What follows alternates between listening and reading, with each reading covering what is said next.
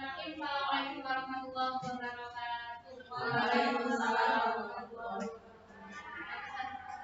Sekalian, tentunya terima kasih atas perhatiannya pada kegiatan dokumentasi budaya positif oleh CGB Angkatan 7 SMPI Al-Quran Bahir, yang dimana ini merupakan suatu bentuk aksi nyata dari kegiatan penggerak terkait bab budaya positif. Jadi di sini nantinya akan ada beberapa pembicara yang akan menyampaikan terkait budaya positif. Yang pertama Ustazah Pinati SPD, Ustazah Utama SPD, dan Ustazah Semila Rasmon Yonipun SSI.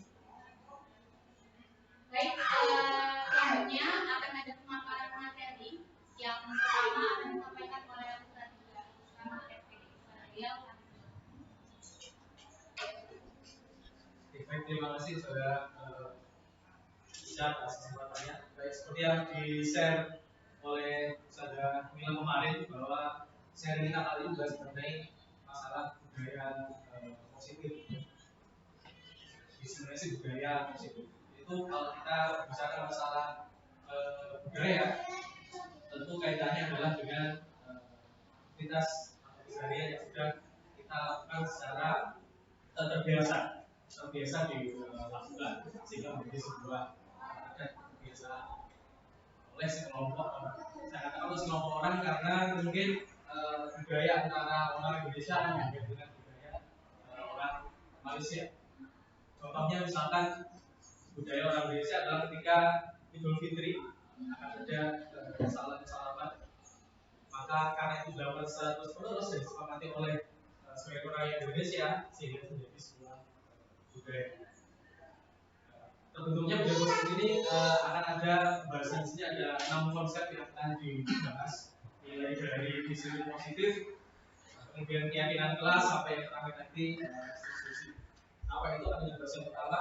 Bagian yang pertama adalah mengenai disiplin positif. Untuk membahas mengenai masalah disiplin positif mungkin akan ada sebuah analogi yaitu kepalan tangan. Itu sudah ada yang pernah membaca ini atau mungkin sudah pernah mempraktekannya dapat informasi tentang ini. Yaitu misalkan ada dua orang A dengan orang B. Misalkan orang A di sana menggenggam sebuah tangannya untuk melindungi sesuatu yang sangat berharga yang ada di dalam tangannya. Kemudian temannya atau orang B berbalikan, yaitu sebisa mungkin bagaimana untuk membuka kepala tangan yang dilakukan oleh orang A dengan cara bujuk, rayu, atau uang sampai mau membuka sini. Terus itu dilakukan 2 kali dan dilakukan sebaliknya. Kalau sebaliknya orang B nanti yang menggenggam tangan, orang A yang berusaha untuk membuka. Lalu berikutnya kita bandingkan ini terkait dengan perubahan paradigma itu kerangka berpikir, cara berpikir kita. Untuk pertanyaan yang pertama, dari kasus atau kejadian ini, apakah orang A atau orang B yang dikatakan membuka genggaman tangan? Dari kasus yang pertama ya, kasus pertama orang A yang menggenggam tangan, orang B yang membuka. Yang dikatakan membuka kedua tangan yang apakah orang A dari 2 kejadian tadi ya, Pak, bukan dari 1 kejadian.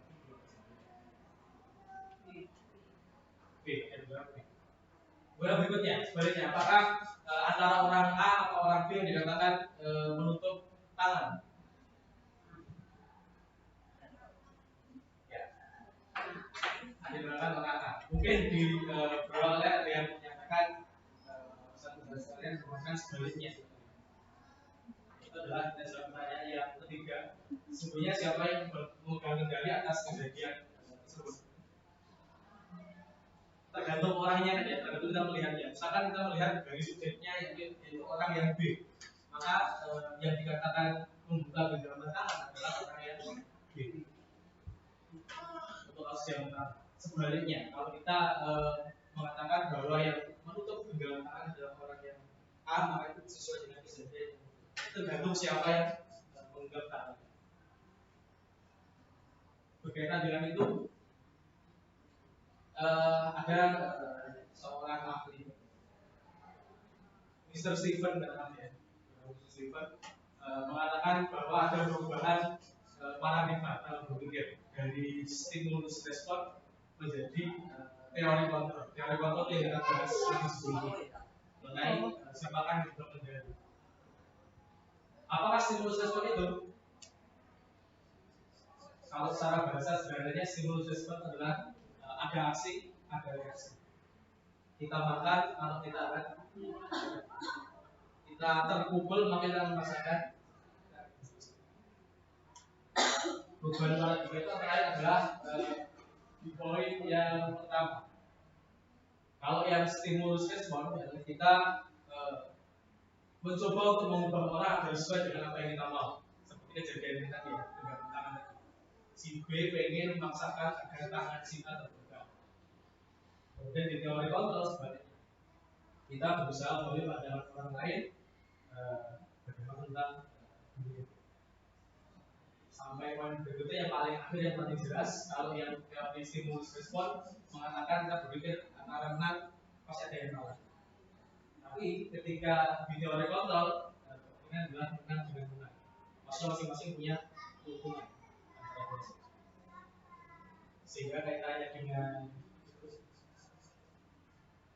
pertanyaan yang pertama, siapakah yang punya kontrol atas diri kita sendiri?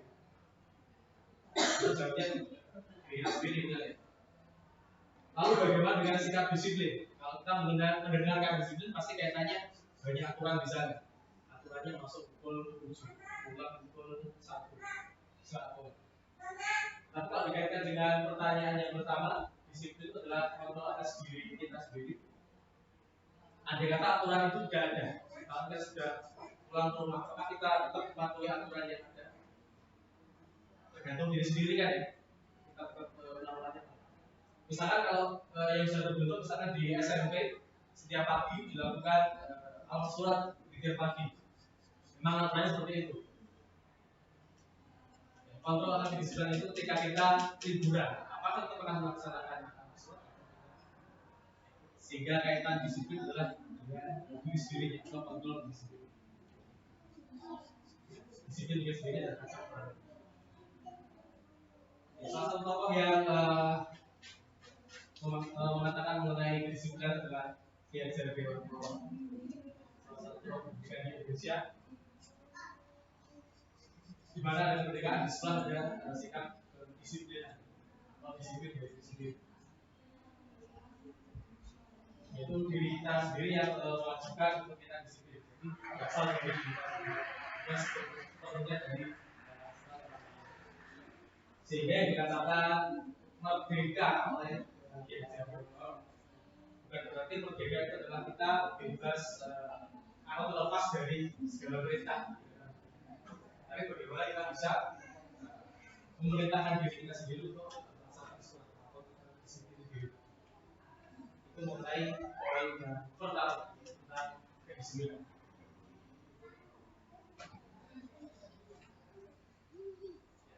Berikutnya,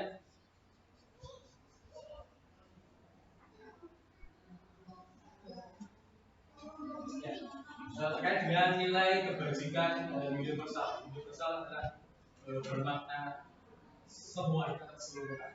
Jadi adalah nilai-nilai kebajikan yang disepakati bersama. Ada banyak jenisnya di sini. Yang paling kita ketahui ada yang di kurikulum merdeka, yaitu profil belajar Pancasila.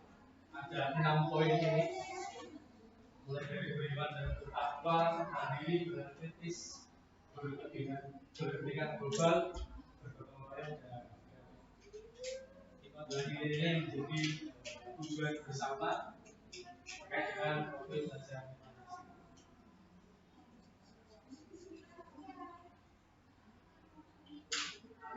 Baik, berikutnya konsep yang kedua, yaitu terkait dengan motivasi, hukuman dan penghargaan, serta restitusi.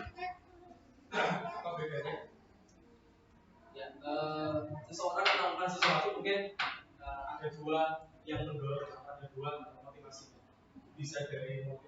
eksternal itu dari luar dan motivasi yang internal. Kalau internal sudah jelas dari dalam diri itu sendiri. Kalau yang eksternal dari luar, yang eksternal itu dibagi menjadi dua, yaitu eksternal yang positif. Jadi seseorang mau melakukan sesuatu karena mendapatkan penghargaan. Sedangkan sebaliknya, motivasi eksternal yang negatif adalah ketika orang melakukan sesuatu karena takut kena hukuman. Kemudian yang ketiga adalah motivasi internal, itu dari dalam diri kita sendiri. Kita misalkan contohnya di sini kita dengar apa sesuatu karena apa? Karena pengen kita semakin dikenal Allah, ataukah karena kalau tidak melakukan dapat hukuman dari Ustaz Zadanya, ataukah ketika melakukan mendapatkan imbalan upah misalnya. Itu tergantung dari diri sendiri. Untuk berikutnya, di kalimat awal tadi dituliskan judulnya adalah hukum dan penghargaan dari satu ya. Ada istilah oleh ahli, seorang ahli Alfi, namanya Alfi, seorang Alfi mengatakan bahwa dihukum oleh penghargaan. Artinya antara hukuman dan penghargaan itu sama saja. Jadi kalau siswa di sekolah kita beri melakukan sesuatu melanggar, maka akan mendapat hukuman. Dengan jika berhasil melakukan sesuatu, maka akan mendapat imbalan, dikatakan sama. Kenapa sama? Karena efeknya hanya akan jerah karena dihukum atau diberi penghargaan. Jadi misalkan melakukan sesuatu karena dihukum, dia takut dia melakukan itu karena dihukum. Kemudian yang kedua, melakukan sesuatu karena dapat imbalan. Jadi melakukan karena itu. Gimana kalau misalnya diberi imbalan, apakah kita akan melakukan? Kaitannya dengan hukuman dan penghargaan. Berarti kalau dibahas di sini dia kurang efektif.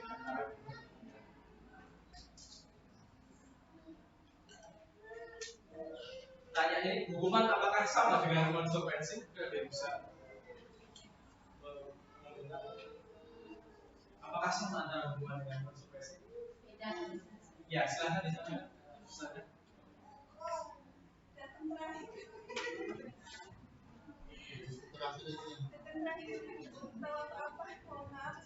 Terima kasih.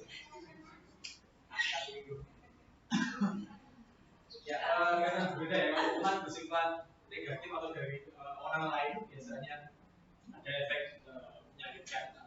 Sedangkan kalau konsekuensi berdasarkan kesepakatan atau keyakinan yang dimiliki oleh seseorang. Misalkan tidak mengerjakan PR, maka hukumannya adalah mengerjakan soalnya ditambah. Bedanya dengan konsekuensi, kalau konsekuensi misalkan disepakati sebelumnya oleh guru makhluk, misalkan jika tidak mengerjakan, maka seperti apa? Seperti siswanya. Kalau dibuat kesepakatan kelas tadi, jika tidak mengerjakan, menambah soalnya sendiri, misalkan siswa dari bersama kelas, maka itu salah satu contoh konsekuensi. Jadi bukan kurang lebih ini ada dua kasus beda antara hukuman dan konsekuensi.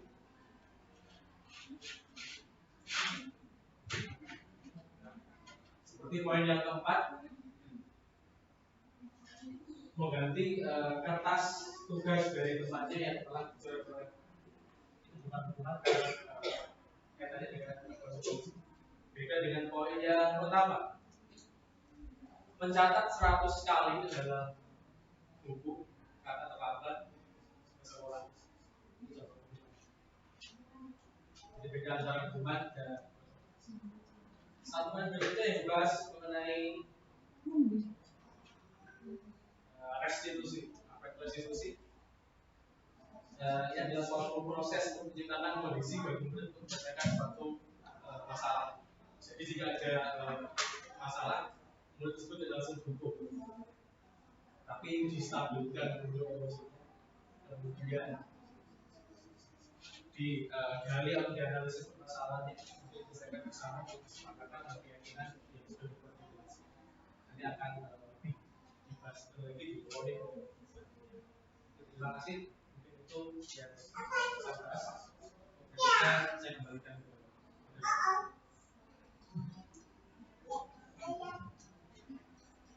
Terima kasih juga atas pemaparan materi yang sudah dilakukan.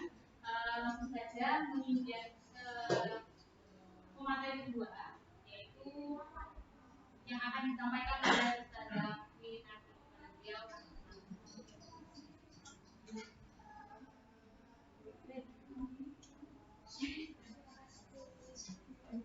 Terima kasih. Assalamualaikum warahmatullahi wabarakatuh. Ya, terima kasih atas kesempatan yang diberikan dan kesediaan dari rekan-rekan guru sekalian yang berkenan untuk mengikuti kegiatan diseminasi kali ini. Untuk konsep yang ketiga yang ingin saya sampaikan adalah berkaitan dengan keyakinan kelas, gitu ya. Tentunya untuk ustaz-ustazah yang di SMP sudah tidak asing dengan istilah keyakinan kelas. Ini juga sesuatu yang baru untuk ustaz-ustazah yang di SMA barangkali jadi kita bisa berbagi pengalaman. Mengapa keyakinan kelas yang dipakai? Mengapa bukan peraturan kelas saja? Apakah ada bedanya antara peraturan dengan keyakinan kelas? Nanti kita akan kupas bersama-sama bedanya peraturan kelas dengan keyakinan kelas. Ada kaitannya dengan materi yang sudah disampaikan sebelumnya oleh Ustaz Yuda berkaitan dengan dorongan faktor internal dan eksternal. Ya. Mengapa kita memiliki peraturan tentang penggunaan helm? Ini contoh kasus, gitu ya. Mengapa kita memiliki peraturan tentang penggunaan helm pada saat mengendarai kendaraan roda 2? Menurut Ustazah apa kira-kira alasannya? Mengapa kita ada keselamatan? Ya. Kemudian jawabannya adalah keselamatan. Kemudian pertanyaan kedua, mengapa kita memiliki peraturan tentang penggunaan masker dan mencuci tangan setiap saat? Kesehatan. Kemudian jawabannya kesehatan dan atau keselamatan. Ya. Dua hal yang serupa tapi berbeda.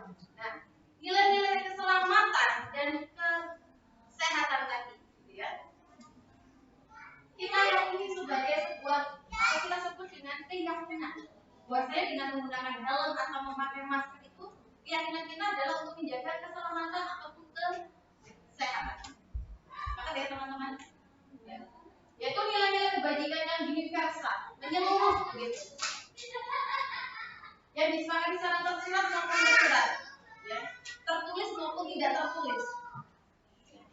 Ada orang yang tanpa ada peraturan tertulis pun karena merasa membutuhkan atau merasa tadi dorongan internal itu tadi hanya menggunakan masker atau sebaliknya. Jadi dari latar belakang entah mau suku negara atau yang berbeda-beda karena dorongan itu tadi internal, misalnya tidak hanya faktor tertulis, misalnya dorongan dari dalam itu sudah bisa menjadi sebuah keyakinan. Oleh karena itu kenapa kita sebut dengan keyakinan? Karena yang kita utamakan adalah dorongan dari dalam, internal, bukan karena peraturan. Terkadang peraturan itu faktor eksternal yang muncul. Oh, karena peraturan, saya mengikuti ini karena peraturan sekolah, bukan karena dari dorongan sendiri. Sehingga terkadang tidak semua peraturan itu dituruti, tapi terkadang dilanggar karena faktor eksternalnya yang berjalan, bukan faktor internalnya.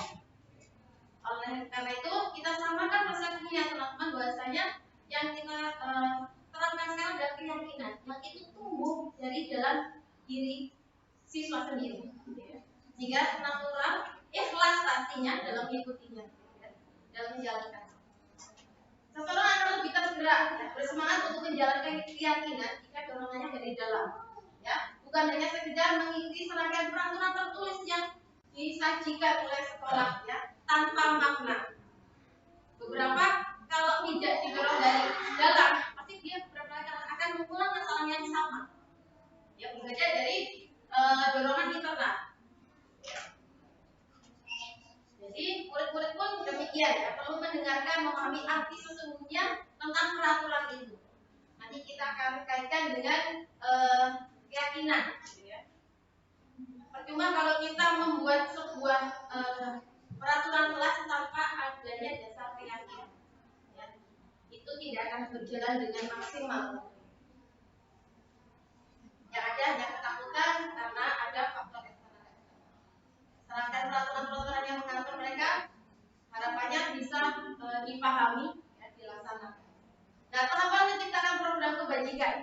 Keyakinan itu juga bagian dari kebajikan. Keyakinan kelas adalah disiplin positif, ya, yang nantinya bisa diterapkan di sekolah sehingga membangun budaya positif sesuai dengan tadi profil pelajar Pancasila yang sudah tadi disampaikan.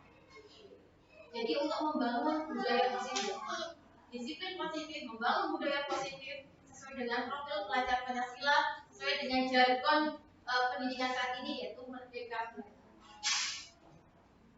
Pembentukan keyakinan sekolah atau kelas. Jadi keyakinan ini tidak hanya dibentuk dari versi kelas saja, tapi bisa satu-satu bangun versi mata pelajaran jika itu berada di ranah pelajaran.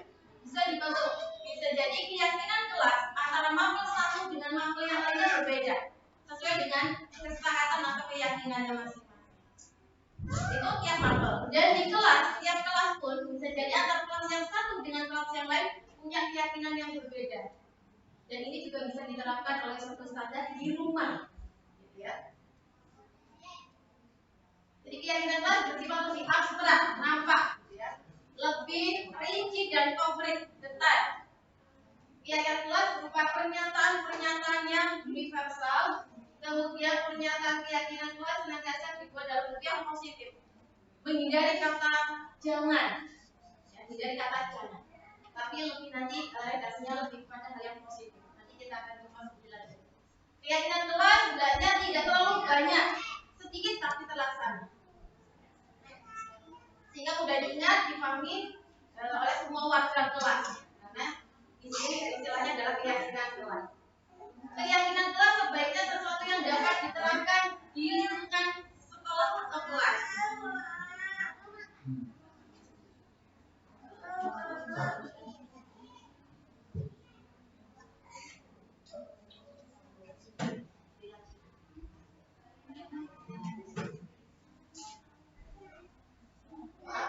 Keyakinan kelas sebaiknya sesuatu yang dapat diterapkan.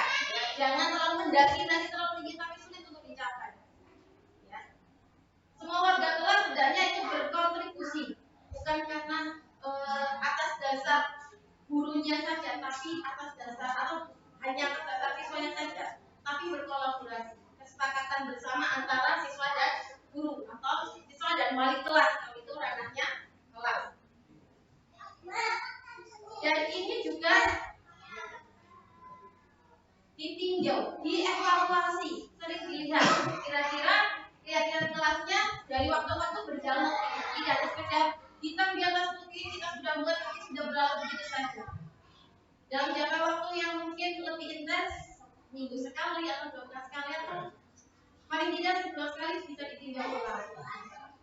Sudah berjalan belum? Sudah sesuai dengan apa yang diajarkan. Prosedur pembentukan keyakinan sekolah atau kelas. Melibatkan warga sekolah kalau itu keyakinan sekolah, atau melibatkan semua warga kelas kalau itu berupa keyakinan kelas. Jadi berdiskusi tentang hal-hal yang perlu disepakati. Kemudian secara semua masukan yang kelas ditampung dulu. Ada ide apapun dari siswa diterima dulu. Jangan langsung itu nggak benar, jangan langsung ditampung dulu. Ya. Nanti ada tekniknya, nanti entah mau dicatat di kertas bisa, diulang terus bisa, masing-masing punya kontribusi untuk menyampaikan, ya. Sehingga kita juga mengapresiasi pendapat semua siswa, mencatat semua masukan-masukannya, kemudian menyusun keyakinan tersebut diganti dengan kalimat positif itu tadi. Contohnya, misalkan kalimat negatifnya adalah jangan berlari di kelas, ya, atau koridor, diganti dengan berjalanlah di kelas atau koridor. Itu lebih yang masuk ke dalam otak bawah sadar adalah hal yang positif. Kalau jangan, itu biasanya lebih cenderung ke nanti pasti akan melanggar waktu. Jadi biasakan kita menggunakan istilah atau bahasa-bahasa yang positif. Kemudian setelah diskusi, kemudian dicatat kembali pernyataannya.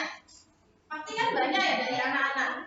Jangan menyampaikan selalu benar. Nanti di tahap berikutnya atau tahap ini baru kita evaluasi, kita saring berdasarkan kesepakatan. Jadi selanjutnya ajak warga untuk menentukan nilai-nilai kebajikan. Dari sekian buku yang tertulis, manakah yang merupakan nilai-nilai kebajikan, mana yang tidak? Itu kita sampaikan kepada siswa-siswa kita untuk menentukan mana kebajikan, mana bukan. Kita libatkan anak-anak. Contohnya, berjalan di kelas, dengarkan guru, datanglah tepat waktu, berada di bawah satu payung kata keyakinan, yaitu saling menghormati. Nanti akan ada banyak mungkin bahasa-bahasa atau istilah yang lainnya, tapi dalam satu ranah sebetulnya saling menghormati. Tidak membuli dan sebagainya, mengejek dan sebagainya. Misalnya yang nama bapaknya dan sebagainya, itu juga dia dalam ranah menghormati. Keyakinan inilah yang kemudian dimasukkan dalam daftar kesepakatan. Setelah itu tinjau ulang keyakinan sekolah atau kelasnya bersama-sama. Ya. Setelah beberapa peraturan telah disatukan menjadi beberapa keyakinan, dari 20 diringkas lagi menjadi 5, ya, 3 atau 5 keyakinan, atau 3 sampai 7 lah maksimal keyakinan. Jangan terlalu banyak supaya mudah diingat. Setelah keyakinan disepakati, maka dipersilakan semuanya membaca ulang. Sepakat ya teman-teman, keyakinan yang kita sepakati itu jika sudah oke, kita datangkan, ditulis ulang keyakinan yang utuh yang sudah sepakat itu. Di bawahnya nanti diberi space tanda tangan seluruh warga kelas untuk menandatangani. Ditempel, jadi tidak disimpan wali kelas atau gurunya, ditempel di kelas di ruang yang bisa dibaca oleh siapapun. Oh, ternyata di kelas 7 itu keyakinan kelasnya ada poin ini ya. Jadi kelas lain ada yang sedikit berbeda. Nah, ini contoh saja. Ini yang sudah dari sekian buku tadi gitu ya, diringkas jadi satu. Contohnya, misalnya yang pertama menjaga keamanan dan kenyamanan. Kedua, menyayangi dan menghormati. Ketiga, bertanggung jawab dengan diri sendiri dan lingkungan. Ketiga, tepat disiplin. Kelima, mematuhi peraturan sekolah. Sederhananya, itu sangat simpelnya. Dari anak-anak tadi itu tadi, dari anak-anak pernyataan dari anak-anak kita ringkas menjadi sederhana. Kemudian bisa di bawahnya langsung ditambahkan daftar tanda tangan atau bisa di lembar tersendiri. Tanda tangan. Termasuk wali kelasnya atau guru yang terlibat. Nah, ini juga contoh lain. Kalau contoh di SD kelas SD itu biasanya lebih sederhana bahasanya. Setiap anggota kelas perlu belajar, lagi ya. Yang kelas satunya juga mungkin standarnya bahasanya lebih agak tinggi. Senantiasa membantu. Kalau kelas 1 bingung membantu yang seperti apa, harus lebih detail. Dan kelas 7 atau setara SMP, ya. Mungkin ada hormat, bekerja sama dan sebagainya. Nanti diberi indikator juga boleh, tanpa indikator pun boleh kalau sudah menjadi kesepakatan. Ini contoh saja keyakinan kelas, ya. Disiplin waktu, entah baik waktu datang ke sekolah maupun tugas. Kemudian bersikap baik dan menghargai orang lain, termasuk tadi mungkin di dalamnya ada bullying, kemudian asyik dan sebagainya. Menjaga keselamatan diri dan orang lain, diri dan orang lain. Itu bisa jadi tidak hanya bab berkendaraan, bab menggunakan mobil sederhananya saja, itu juga bisa masuk ke dalam ranah keselamatan. Tidak semua anak bisa menggunakan gunting dengan bijak, gitu ya. Atau sepak bola pakai sepatu untuk safety. Nah, kegiatan-kegiatan pendalaman keyakinan sekolah atau kelas. Nah, ini ada dua strategi antara menggunakan strategi kegiatan tampak dan tidak tampak, itu menggunakan tabel T ya, tidak semuanya. Jadi kegiatannya bisa dibagi menjadi beberapa kelompok di kelas. Kemudian setiap kelompok diberikan kertas. Salah satu anggota kelompok membuat huruf T kapital ya, tabel T.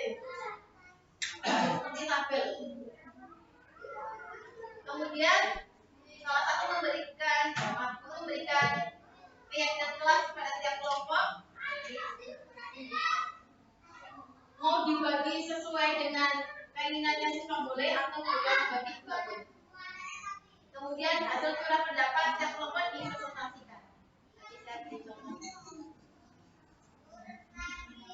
Ya, ada ini contohnya tabel T, mudah-mudahan kelihatan. Bisa menggunakan kata tampak seperti dan tampak tidak seperti. Contohnya datang tepat waktu sama sepertinya. Tidak tampak seperti adalah sering hadir terlambat, itu kan negatif. Sering hadir terlambat itu kan negatif. Diganti dengan kalimat yang positif. Seharusnya bagaimana? Datang tepat waktu. Kata-kata negatif yang muncul di tidak tampak itu nanti padanan katanya adalah tampak seperti. Seharusnya bagaimana? Negasinya menggunakan kalimat positif. Nah, ini contohnya bisa ditambahkan yang kalau di SMP bisa berkaitan dengan masa format, kerja, masa terima, diterima dan dimiliki, kemudian bersikap positif, percaya dan menghormati orang lain dan sebagainya sesuai dengan nanti kesepakatan sekolah ya. Mau poin apa yang dimunculkan. Kemudian ini pakai tabel Y. Ya, bisa begini. Kalau tadi pakai tabel T, tanpa dan tidak seperti itu. Kemudian kalau tabel Y bisa menggunakan seperti ini. Terdengar seperti apa, berberi kalau semuanya harus seperti apa dan terlihat seperti apa. Contoh satu saja. Terlihat berempati terhadap perasaan orang lain. Terdengar itu berarti kata-kata yang mungkin muncul. Yuk saya bantu. Kemudian berperilaku, berarti ekspresinya harusnya bagaimana? Tersenyum ramah. Kemudian metode kedua adalah tidak menggunakan tabel T atau tabel Y, tapi menggunakan tugas saya dan tugas kamu. Ini juga bisa diterapkan kalau di kelas tugas guru dan tugas murid. Juga bisa diterapkan di rumah, tugas orang tua dan tugas anak. Ini juga bisa diterapkan di rumah, di sekolah atau di manapun. Ini nanti guru akan membuat bagan berisi 4 kotak begitu ya. Masing-masing kotak isi judul. Guru tugasnya apa, murid tugasnya apa. Nah, langsung saja ke contoh. Guru tugasnya mengajar, mendidik dan sebagainya. Murid tugasnya apa? Belajar. Kalau guru mengajar, berarti murid tugasnya belajar. Guru tugasnya bukan menyakiti atau disakiti. Maaf, ini murid ya, maaf. Murid tugasnya adalah bukan menyakiti atau disakiti. Jadi guru, tabel guru dan murid, ini juga guru dan murid. Yang di atas tugasnya atau seharusnya yang bawah adalah tugasnya bukan sebaliknya. Berjualan pendapat tentang tugas-tugas masing warga kelas atau rumah untuk membantu dengan positif yang aman dan nyaman menjadi suatu budaya yang positif di manapun. Kemudian konsep yang keempat adalah kebutuhan dasar manusia dan dunia kebudayaan. Ada 5. Yang pertama kebutuhan biologis. Yang pertama adalah kebutuhan fisik. Yang 4 adalah kebutuhan biologis. Yang pertama yaitu bertahan hidup, kasih sayang dan rasa diterima. Keempat kebebasan. Kelima kesenangan dan kepuasan. Contoh sederhananya dalam teks itu Doni kan. Doni dia mengambil makan temannya, bekal temannya. Dalam konteks mengambil bekal temannya ini bisa jadi kelima-limanya beda kebutuhan. Jika Doni itu mengambil karena dia lapar, berarti alasannya adalah kebutuhannya adalah kebutuhan fisik, ya, fisik. Ingin survive dia. Jadi kalau Doni itu mengambil karena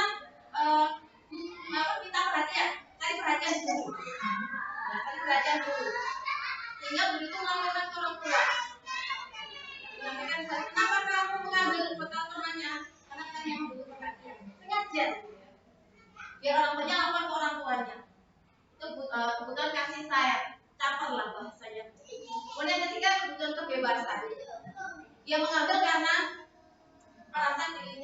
lebih berkuasa, jadi begitu. Sehingga kalau temannya merasa sedih dan sebagainya atau ekspresinya nangis atau sedih, dia merasa happy, senang. Oh itu cium, bebas cium atau berasa di atas.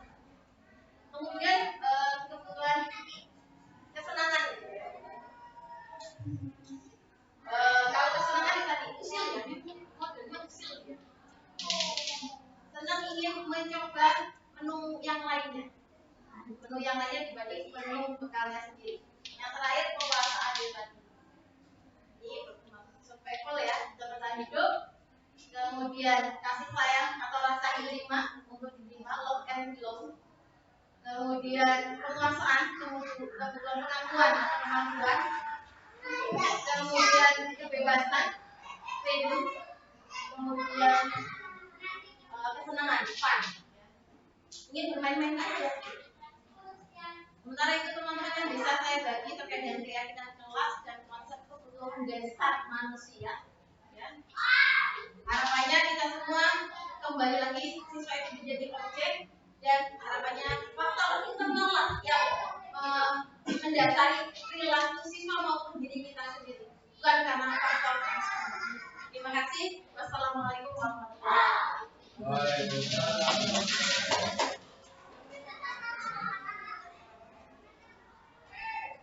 Terima kasih kepada saudara Minati atas pemaparan materi yang sudah disampaikan.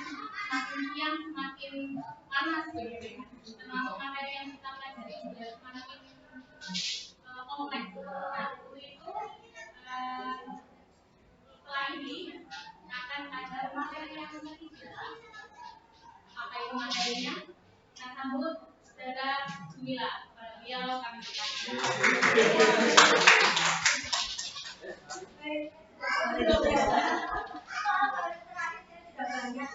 Assalamualaikum warahmatullahi wabarakatuh. Kita mulai dari budaya positif, kemudian dan kita aplikasikan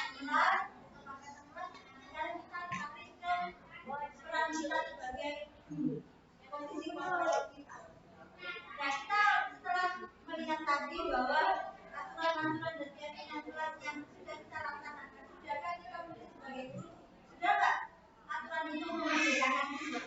Memerdekakan siswa, artinya siswa itu melakoni semua itu karena ya saya merasa merdeka, tidak terbebani lagi, bukan dipaksa atau dipanggil Jamila atau dipanggil Bu Ewi, tapi mereka sadar bahwa saya harus datang lagi memerdekakan. Atau apakah sih sudah pada keyakinan siswa kita? Saya sudah yakin, sudah dari hatinya dan sudah berpihak pada siswa. Begitu masuk ke buku, apakah kita sudah yakin bahwa kita bisa? Yang itu yang harus terasa. Nah, di sini ada 5 posisi kontrol, sepertinya sudah di-share sama Ustaz Alif di grup ya, di Telegram. Ada 5 posisi kontrol. Di sini ada 5 posisi kontrol kita. Yaitu yang pertama ada untuk membuat orang merasa bersalah, teman, pemantau, dan lain-lain. Kita review lagi. Kira-kira kita ketika anak melakukan dan kita mengingat dalam video. Jadi perilaku yang sudah kita inginkan di video anak-anak. Di sini kita gimana?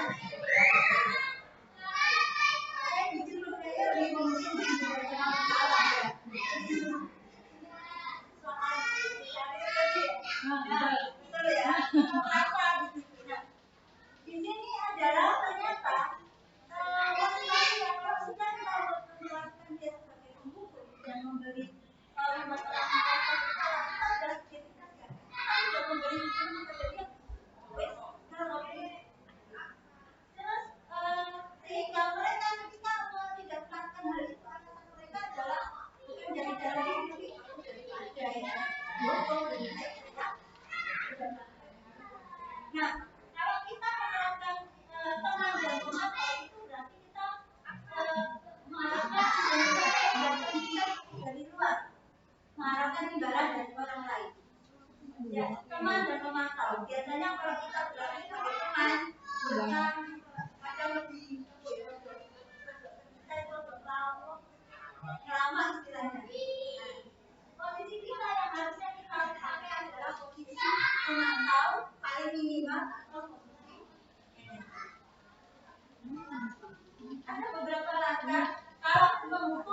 biasanya langsung ya ngerti ya itu ya kata-kata saya ngerti ya udah ngomong ya kalau sampai itu cuma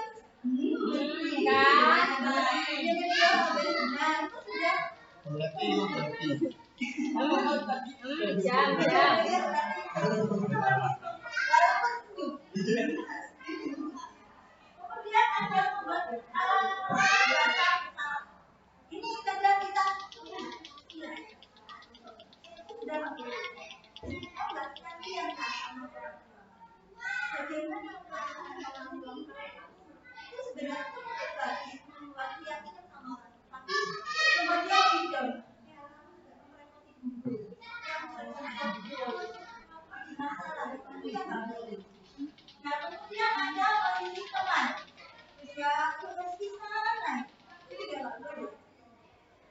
Gimana ya?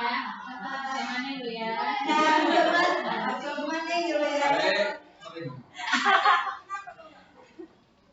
banyak membuat mereka itu merasa tertekan, tidak bebas, tidak merdeka dalam melakukan hal yang baik. Membuat rasa besar. Beberapa orang mungkin kalau tidak ngerti yang itu beberapa orang yang merasa oke, saya akan melakukan ini. Tidak dari diri saya. Membuat orang merasa kalau dia harus sadar bisa beberapa orang dia ternyata hidup itu tidak menghabiskan harta orang tua. Ternyata saya tidak membuat saya sedih. Nah, kemudian yang kedua adalah memantau. Dan berbagai manajemen. Kalau memantau adalah dia lebih cenderung apa yang dia harus kamu lakukan, membiarkan dia menemukan cara itu. Kira-kira apa ya? Gimana ya?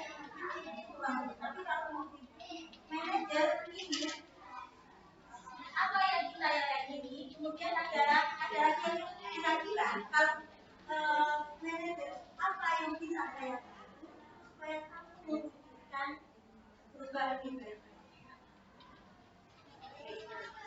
Dan saya pernah coba ke sini saya memanggil anak sudah tahu di anak harusnya bagaimana ini. Walaupun nanti kalau nggak dilakukan ya itu kita sudah bisa. Nah, coba kalau saya kecewa sekali dengan hal seperti ini adalah posisi kontrolnya sebagai rasa kecewa lebih kamu. hukum Hukum itu lebih membuat Bersalah. Ya kan? Bersalah.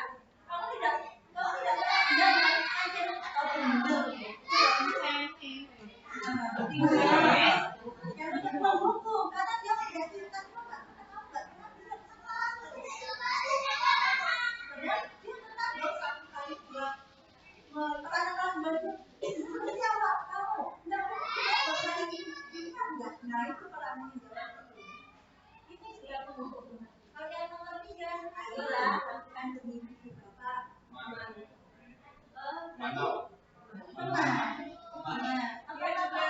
bisa masuk ke pasar. Nah, makanya kita tidak boleh sebagai membaca ayolah lakukan demi ibu atau bapak. Nah, ya, makanya ini tidak boleh. Ayolah teman. Ya, teman. Tapi itu bisa masuk ke perasaan juga. Bisa, teman dan itu bisa. Apakah kamu mau mendapatkan tiket bintang hari ini? Bisa memantau. Ya, kemudian bagaimana kamu bisa menyelesaikan masalah ini? Manajer karena membantu. Kamu selalu mesti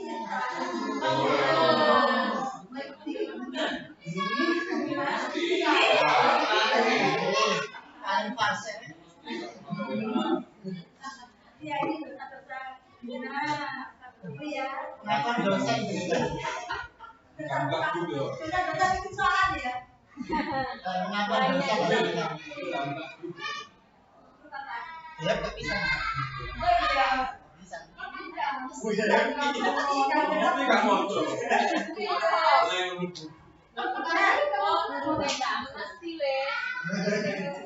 Berarti ini ya bergerak antara jadi aturan supaya dia satu lingkaran.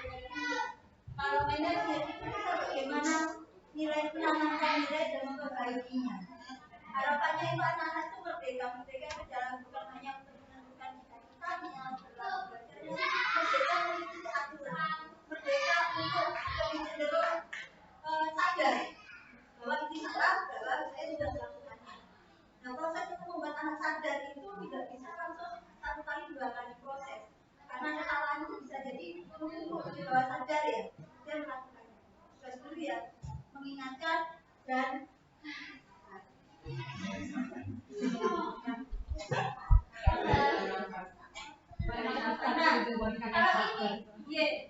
tarik nafas dengan ketiga kemarin ya yang seperti itu telegram pertama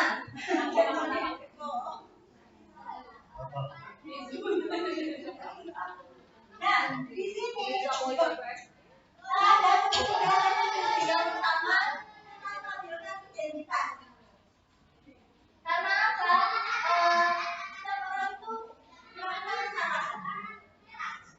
Ya, kemudian kamu bukan hanya kamu kok yang pernah melakukan.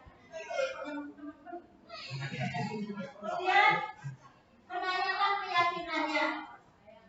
Nilai-nilai disepakati itu yang melakukan benar atau salah. Terus kamu ingin menjadi seperti apa? Kamu ingin dikenal seperti apa? Kemudian ada validasi kebutuhan. Kamu tentu punya alasan kenapa melakukan. Adakah cara yang lebih efektif mendapatkan apa yang kamu inginkan? Jadi urutan ini tidak harus tidak boleh ada. Tergantung kamunya. Kalau saya nanti saya dudukkan, sudah mau bercerita apa yang terjadi, depan dipanggil, kira-kira apa yang kamu lakukan benar atau salah. Nah, kadang-kadang kita kan coba yang kita lupa lakukan adalah menetapkan identitas. Seakan-akan dia hanya dia adalah satu-satunya pelaku yang melakukan kesalahan itu. Nah, kita mungkin sudah validasi apakah identitasnya itu belum. Oke, kamu terlambat. Iya. Oke. Memang setelah validasi terlambat. Bila juga, ayo bila berani kok terlambat. Sampaikan identitasnya dulu bahwa kamu bukan satu-satunya orang yang salah, tapi orang-orang itu bukan orang yang salah.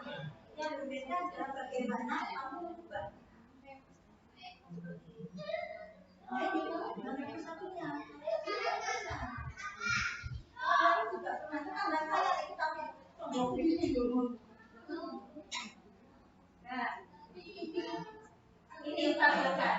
Manusiawi kok, tapi manusiawi. Jika anak yang merasa gagal itu yang refleks ternyata Tuhan.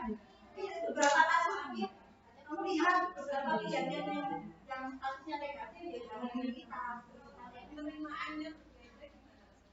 Dan itu kita tidak sadar bagaimana kita berbelok sama Tuhan.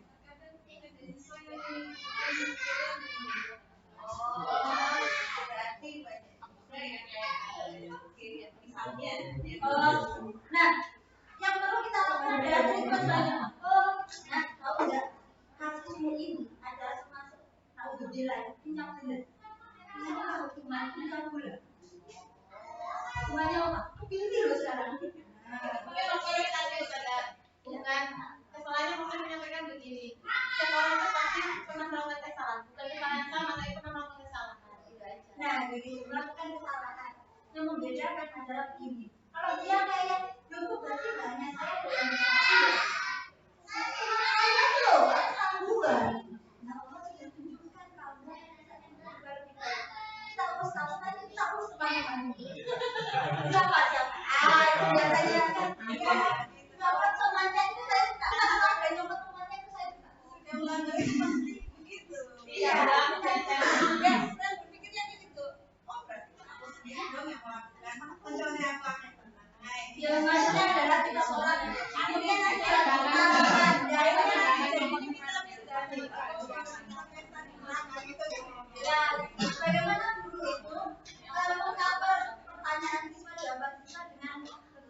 kemampuan komunikasi dengan keluarga. Allah sahabat itu begitu. Iya. Nah, ini loh. Kayak gini, saya tidak tertarik dengan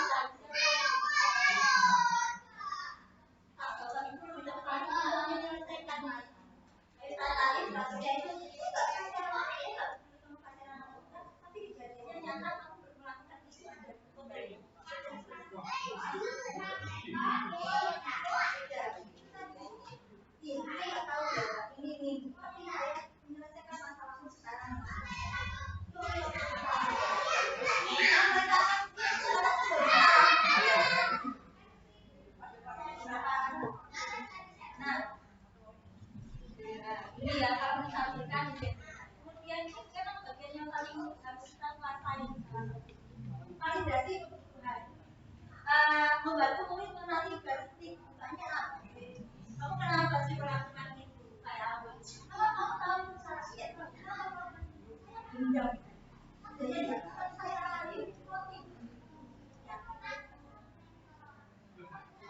sehingga kamu belajar memakan kamu boleh menjaga sikap itu kira-kira apa ya yang harus kita adakan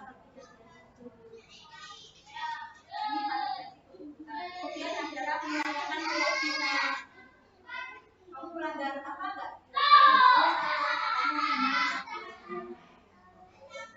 nah ada trik ketika ada yang kita tanyakan kan kadang ada yang mulai jawab ada yang diam benar ya kalau ada yang diam apa yang kita lakukan begini jadi titiknya gini diam kenapa diam jadi silakan bisa dipilih kamu ingin nggak sih memperbaiki kesalahan ingin nggak sih berbuat baik kamu kira-kira kamu tahu kan peraturannya apa Tiro cari yo ini yang baru dapat kan mungkin belajar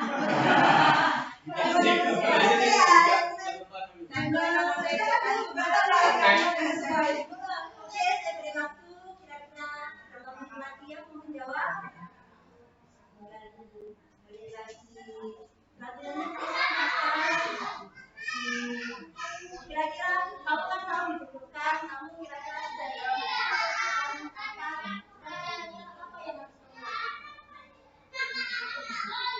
ada yang berhasil ada yang enggak berhasil itu proses dan dia unik ya sesi penerapan kadang-kadang mereka harus didiamkan dulu apa harus dilakukan dan itu walaupun tidak sampai keluarnya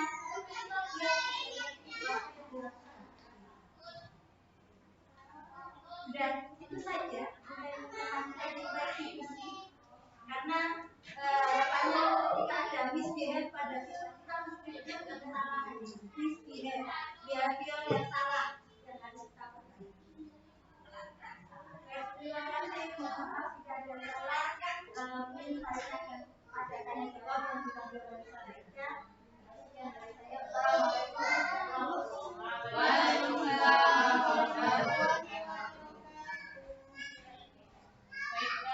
Sudah mempelajari 6 materi terkait yang pertama tadi disiplin posisi sama yang 6 terkait 3 dan 4. Nah, dari beberapa materi yang sudah disampaikan oleh materi kita, mungkin ada yang perlu didiskusikan bisa disampaikan. Terima kasih.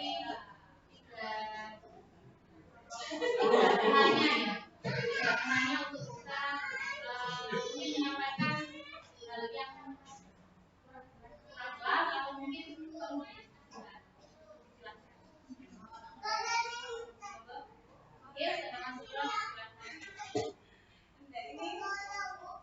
Oke,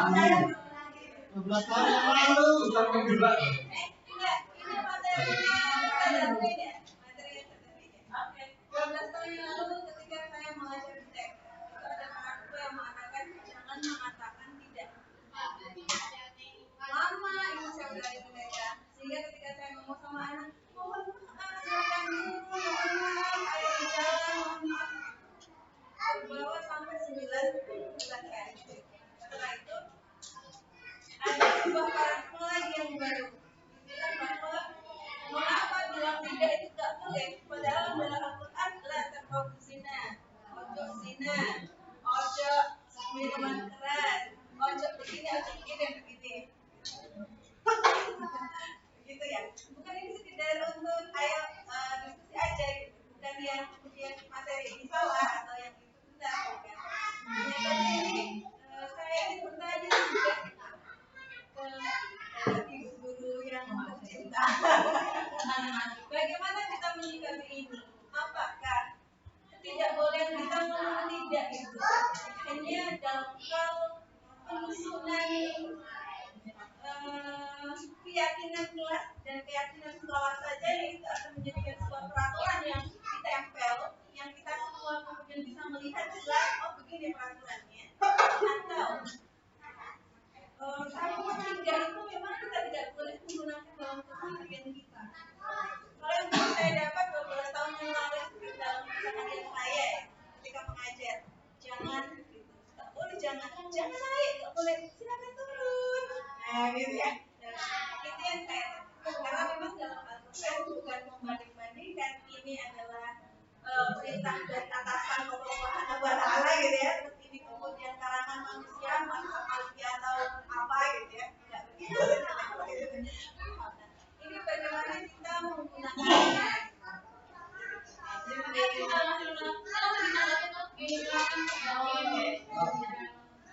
Terima kasih Masya Allah sudah masuk menyimak apa yang disajikan ya.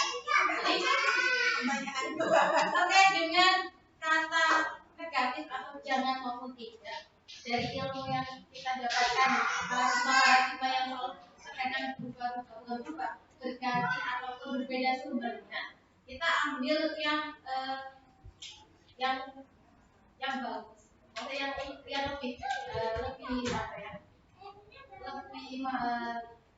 lebih nyaman.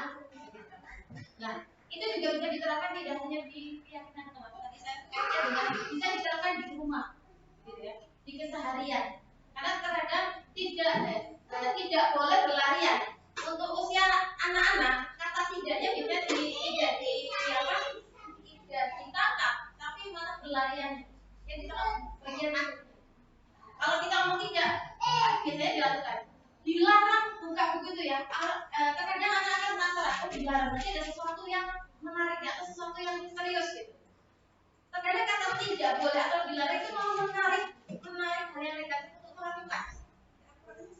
Tidak juga, enggak berbeda ya. Saya tidak membahas Al-Quran kita, tapi lebih ke ini ya, keseharian ataupun paradigma alam bawah sadar kita terkadang beda dengan dilarang bermaksiat itu, Masya Allah itu dalam itu ranahnya sudah luar biasa. Ini ranah yang sederhana gitu ya, yang ada di kehidupan kita sehari-hari. Dilarang berlarian, biasanya tambah lari anak-anak yang terkadang. Jadi kita lebih menerapkan atau membiasakan kata-kata positif sehingga yang masuk ke dalam mindset anak kita adalah hal yang positif. Dilarang masuk ruang itu ya. Terkadang pasti saja namanya anak-anak apa ya di luar itu. Tambah penasaran. Dilarang terkadang peraturan itu mau dilanggar. Ya tidak sadar. Ya penasaran. Jangan buka begitu loh ya Bu. Ada sesuatu pastinya akan menarik ke arah sana. Oleh karena itu mensiasati atau menghindari hal yang seperti itu, alangkah baiknya kalau masih bisa menggunakan kata-kata positif, kita gunakan kata-kata yang positif. Ya. Jangan bertengkar biasanya. Tapi ayo saling nyanyi pun ya, ayo berbagi ya. Dengan kata sederhana aja berbagi ya. Anak-anak akan terbiasa dengan tahu biasa juga berbagi. Beda dengan kata jangan, tidak boleh dan sebagainya. Berarti terus isinya. Begitu mungkin sekian bisa saya bagi teman-teman barangkali selama kita masih bisa menggunakan kata-kata positif. Ya. Kita gunakan kata-kata positif itu untuk menetapkan dalam bahasa dalam anak kita hal yang positif. Itu terima kasih. Ya,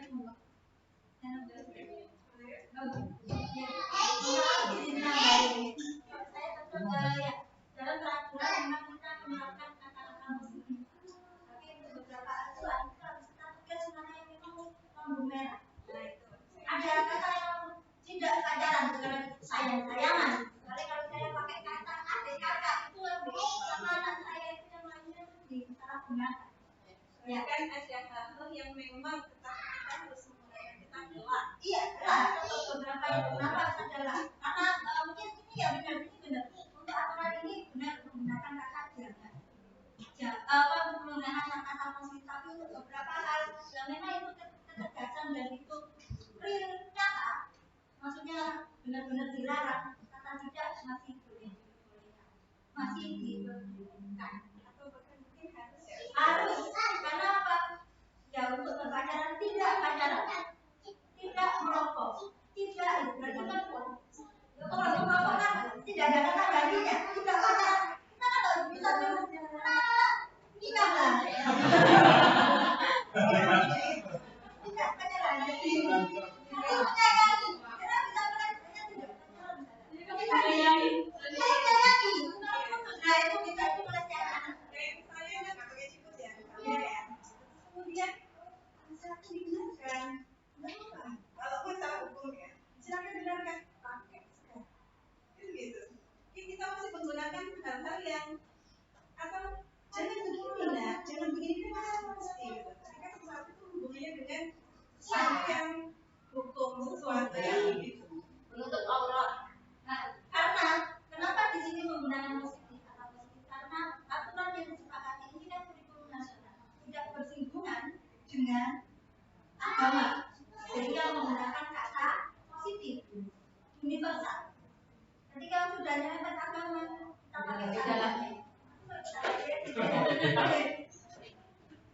Seperti juga yang 5 posisi kontrol ya. Ya, yang 5 kontrol kita kan dalam Al-Quran juga bagi kamu hukuman yang pedih, bagi kamu azab yang pedih. Fakta biru yang unil azab masuk. Mungkin pikir nggak dipikir sih, itu kan perasaan ya. Masuk kayak gitu. Sehingga mungkin kalaupun kita berbicara tentang universal, oke lah, ya manajer kita pakai. Kalau dalam sesuatu yang sangat rentan dan itu memang harus bisa kita memakai hukuman mungkin bisa, atau ya itu pemahaman saya ya. Hukuman tetap bisa. Kemudian ketika memang dibutuhkan untuk kita menjadi teman pun mungkin bisa. Iya, sebagai teman bisa, tapi tidak sering. Sehingga ada kita harapannya itu sebagai manajer. Manajer itu adalah posisinya pada kenapa manajer? Karena membuat anak-anak itu apa ya, sadar itu bisa bantu apa? Itu ketika manajer gitu. Iya. Cuma nggak ada anak-anak curhat itu kita menjadi teman kan? Ya. Nah beda lagi. Ini kan konsep retribusi. Kalau konsep curhat, ya kayak Mbak Fred dia menerima apapun. Kalau misalnya diterima saja ya silakan. Tapi kalau ke saya, akhirnya mengarahnya ke hubungan. Nggak hubungan sih konsekuensi. Manajer saya ini. Saya bisa bilang bantu ya. Konteksnya jika ada permasalahan, kalau tidak ada ya. Ya enggak. Kalau dalam posisi curhat ya itu sebagai teman. Tapi ketika ada misbehave ya, misbehave itu kita ambil posisi manajer atau pemantau minimal. Apa yang harus biarkan mereka mencari solusi. Ketika mereka memberikan solusi yang nggak benar, baru kita perbaiki. Pertama itu memperbaiki kesalahan biar dari mereka.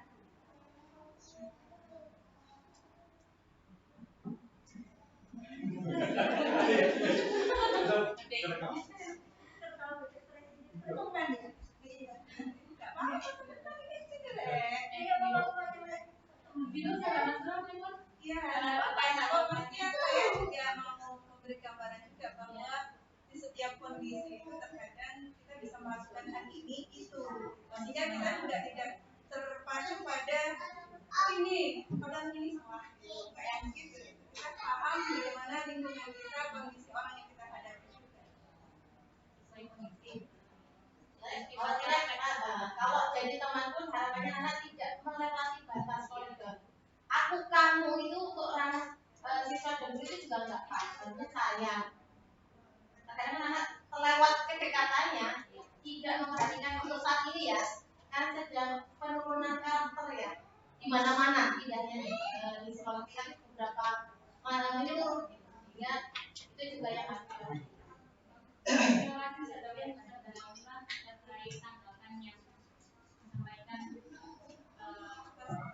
Ya, pertanyaan termasuk masukan gitu dari sana.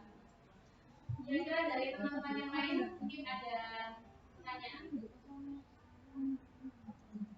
Oke, silakan teman-teman. Bilang. Tadi kan ada kata manajerial ya. Saya cuma mau tanya, bolehkah manajer itu menjadi penghubung? Ya. Kapan dan misalkan kan anak dikasih cari sendiri, baru kamu mau nunggu, bolehkah suatu ketika manajer itu menjadi penghubung?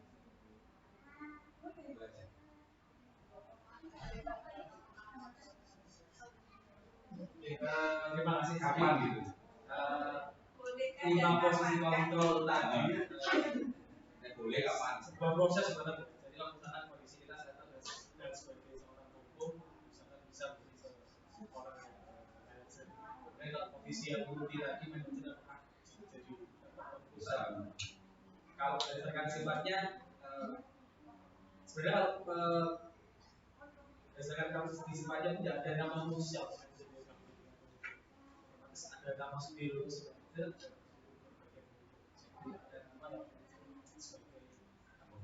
kayak ini tradisional, jadi kasusnya juga seperti apa? Kayak susunan organisasi kan ada ketua, ada bagian penghubung sendiri kan keamanan. Terus seperti apa Pak? Izinkan baik. Dalam 5 posisi kontrol itu kita tidak boleh sebagai penghubung, tidak boleh. Membuat kata bersama tidak boleh. Karena sudah kita kalau budaya positif tidak lagi ada hubungan. Hubungan sama konsekuensi. Yang boleh adalah konsekuensi yang lain. Nah, hukuman itu kayak ini. Seperti saya terlambat, Mira terlambat, oke, kelas BC. Apapun hukuman, apapun kesalahan yang sama, lari, itu nggak boleh. Tapi konsekuensi adalah berhubungan dengan apa yang dilakukan anak itu. Misal saya nggak sekolah hari ini, harusnya 3 ayat. Nggak boleh. Kalau iya, 3 ayat pendek. Terus saya hari itu ya 3 ayat tahun. Ya, berarti konsekuensinya apa? Ada hubungannya dengan apa lah? 6 ayat. 6 ayat. Tambah ayat. Iya, tapi ya kita kata itu tapi sebelumnya kita kasih kesepakatan. Yuk, sebelum keyakinan tadi. Ya, di awal ini misalkan ini kan minggu-minggu itu sudah ada pelajaran. Kita ada pelajaran, kita bikin buat kontrak dengan anak-anak. Kalau tidak berjalan konsekuensinya apa? Sepakat. Kesepakatan kira-kira apa ya? Sehingga ketika ada biaya lagi kita gunakan konsekuensi ya, bukan hukum. Sekarang kalau keyakinannya kalau ini harus bersihkan bersih gitu apa ya? Nah, selama disepakati antara satu dengan pihak lain. Kalau tidak disepakati, berarti itu tidak boleh. Sepakat yang kemarin apa kesepakatan kita? Itu oke. Yang membedakan antara hubungan dan konsekuensi adalah proses. Gimana proses? Langsung terlambat. Kenapa? 1 hari itu sudah. Tapi apa? Terus kesepakatan kita apa? Ini Pak, oh ya. Kalau di halus itu apa? Keyakinan. Nah, Bapak ketika terlambat kerja, ketika 3 kali itu harusnya sudah dipanggil orang tua. Setelah dipanggil pengasuh. Kalau dipanggil orang tua itu enggak betul. Karena sudah jadi kesepakatan ya. Oh, tapi kesepakatan itu sudah anak-anak sudah tahu ya. Sampai tadi ABLS. Nah, untuk membentuk bahwa kalau sudah 3 kali apakah sudah keyakinan bersama atau memang itu hanya Kita buat ada konsekuensi. Ada memang kalau saya jalan dengan usaha. Kalau bagaimana? Kalau memang beberapa hal itu harus ada dari sekolah. peraturan sekolah. Kembali lagi ke materinya kita nih. Berarti untuk membuat peraturan sekolah tidak harus keyakinan bersama seluruh warga sekolah. Nah, ada yang dari kita kemudian di breakdown. Keyakinan kelas itu adalah di mana mereka membuat keyakinan tapi tetap dari kita. Oh, berarti pokoknya begini. Pertanyaannya adalah besok kan kita ada yang namanya membuat kelas. Apakah yang tadi saya tanyakan tadi? Apakah ada ide pokok? Nah, Dan hari ini akan kita sepakati bersama supaya menjadi keyakinan sehingga mengerucutnya itu sama gitu loh, mengerucutnya itu sama itu yang dari luar itu saya ingin ada, itu harus ada. Ya, makanya setelah itu kalau memang yang tidak ada tanya Makanya jangan tanya tuh. Loh, nggak boleh kata-kata itu dalam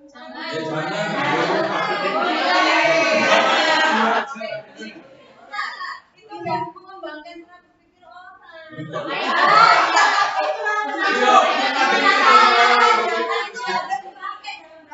berpikir orang.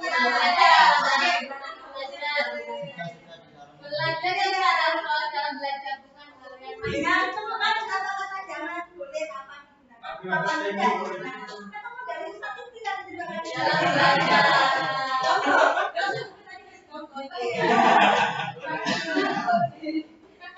Kayak mana ya? Makanya belajarnya ngaji. Jangan malas dong. belajar yang lain komentarnya kalau ya Kita mau coba mana?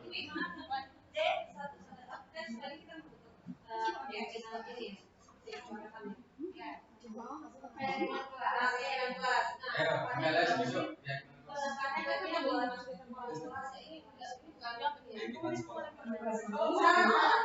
Gimana caranya supaya kita punya persepsi ya terkait tentang Keyakinan sekolah. ini loh. ini ya dalam keyakinan yang harus kita tanamkan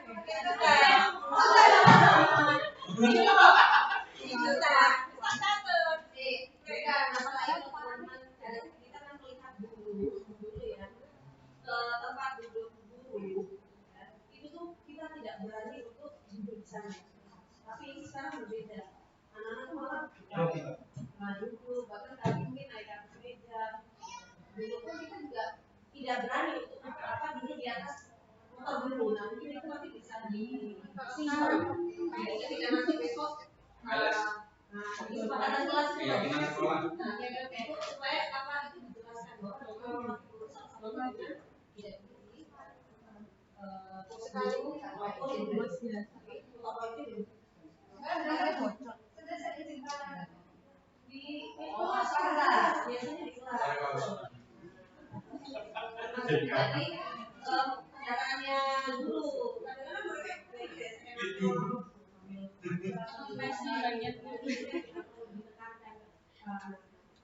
Terima kasih Bu April. Soal nanti poin itu tugasnya wali kelas atau guru saat memandu pancingannya di situ. Jadi kita jangan langsung menyodorkan ini. Ini nanti disodorkan di akhir untuk diungkapkan. apa dulu yang kita lakukan Ustazah? Yang dilakukan tadi yang pertama adalah lupa ya saudara ini 12 tahun Catat, ayo. Yang pertama tadi adalah bersama anak bisa dibuat kelompok atau langsung tidak apa-apa, gitu ya. Yang faktor internet kegiatan tampak seperti itu. Boleh begitu. Jadi tiap kelompok dikasih kertas, gitu ya, dikasih kertas. Selama ini mereka akan evaluasi selama ini yang terjadi apa? Tampak seperti apa sih? Saudara, bagi yang suka menyumbangkan, misalkan contoh pas 7, manggil menyebut nama orang tuanya, sebutan nama orang tuanya. Terus ada lagi mungkin yang mengambil sesuatu tanpa izin. Biarkan itu keluar dulu dari anak-anak, tampak seperti. Biarkan ditulis dulu. Nah, tapi anak-anak juga harus memadankan kira-kira kalau tidak boleh padanannya kalau memanggil sebutan orang tuanya harusnya bagaimana? Berarti tampak seperti. Mereka harus Tapi itu masuk kemana nanti? menghargai, menghormati. yang keyakinan dulu yang kata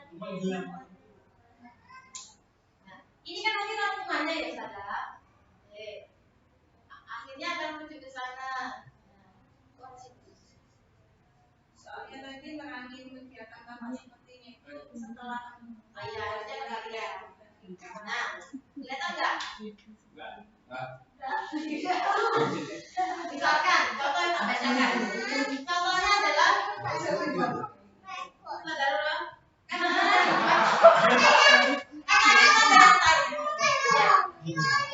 teman-teman, nanti di kertas yang dibagikan insya Allah, di kelas itu bisa dibagi kelompok kecil atau kelompok yang agak besar, dibagi kelompok-kelompok. Kemudian anak-anak diminta membuat tabel T begini. Tabel yang sebelah kiri bisa dituliskan tampak seperti ya, atau sebaliknya tidak seperti, yang sebelahnya adalah tampak seperti ini kebalikannya. Selama ini nampaknya seperti apa sih kondisi kelas? Kalau ini menjadi keyakinan kelas, gitu ya, kelas. Atau boleh dimapel kalau memang mau menjadikan itu punya keyakinan dimapel. Ya. Pasif misalkan, nampaknya dalam pasif. Jadi tampak sepertinya apa? Aktif bertanya misalkan. Atau misalkan tampak seperti berlarian sedang di kelas atau main sepak bola di kelas. Tampak seperti apa? Tertib di kelas misalkan begitu. Jadi kebalikannya harusnya bagaimana? Jadi harus bisa memadatkan. Mereka juga kita ajak untuk mencarikan solusi dari permasalahan itu. Bukan serta-merta dari gurunya semuanya. Mereka dapat instan. Begitu saudara buat tinggali dulu semuanya. Kalau sudah misalkan satu kelas dibagi 3 kelompok atau 4 kelompok, nanti mereka diminta untuk menempelkannya di papan.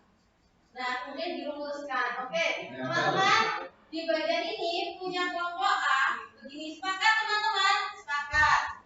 Di checklist dulu aja yang sepakat. Oke, teman-teman, kira-kira nanti kita baru bisa munculkan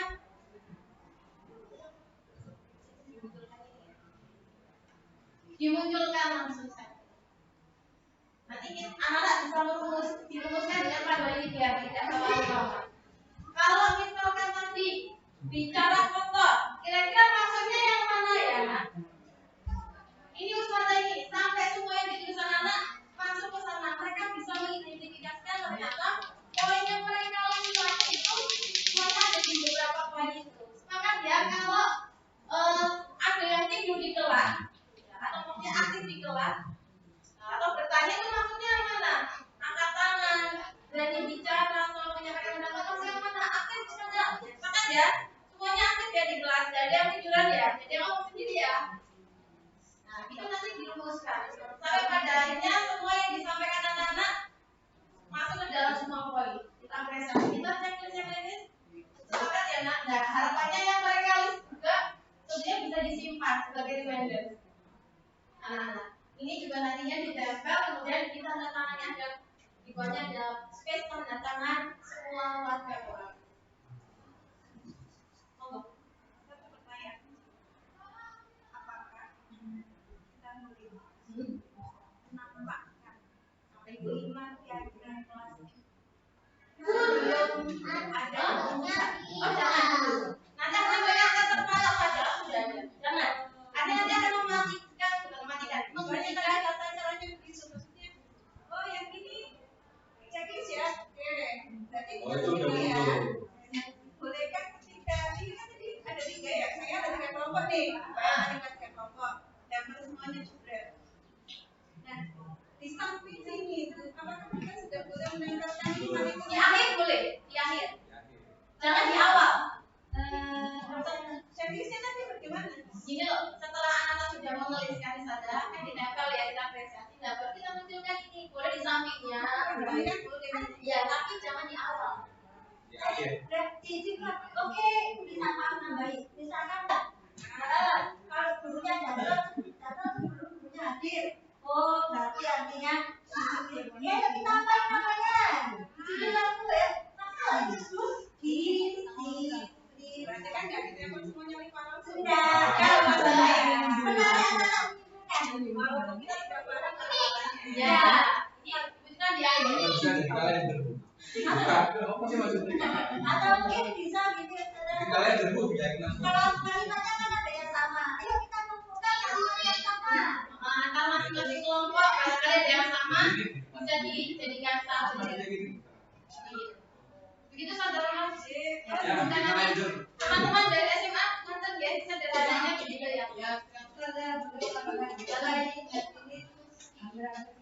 Ya, pokoknya tadinya di kantor. Saya agak ingat. Mungkin 8 tahunan ya. Karena ya sekitar itu menyediakan kertas entah itu Plano ya.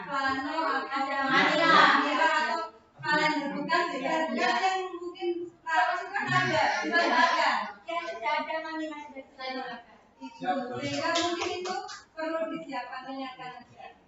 Nanti sebenarnya akan menempel, akan membutuhkan banyak hal. Sehingga nanti setelah terakhir itu baru nanti merumuskan ini sebagai akhir dari kesepakatan yang disepakati. Betul, yang disampaikan Ustaz Kata. Jadi nanti untuk perlengkapannya itu sudah disiapkan untuk besok kita eksekusi membuat keyakinan kelas di masing-masing kelas. Kemudian di akhir, mohon dari guru yang mendampingi jangan lupa setelah disimpulkan di bawahnya nanti diberikan tanda tangan semua warga sekolah atau warga kelas. Gitu. Terima kasih teman-teman. Ada lagi? Cukup deh. Masya Allah, teman-teman barangkali nanti insya Allah beberapa materi yang tadi diminta teman-teman bisa nanti kita share, bisa dipelajari lagi suatu saat bisa dibutuhkan baca-baca ulang, monggo. Barangkali nanti di setelah sesi ini bisa kita diskusi juga, monggo. Teman-teman kita berbagi ilmu. Terima kasih banyak. Iya, saya kembalikan kepada Ustazah. Bicara tadi beliaunya di situ lagi. Saya nggak lihat dulu. Moga saya kembalikan ke moderator. Terima kasih. Baik, beliau untuk ketiga materi kita. Insya Allah materi yang disampaikan tadi sangat bermanfaat. Itu kita dari teman,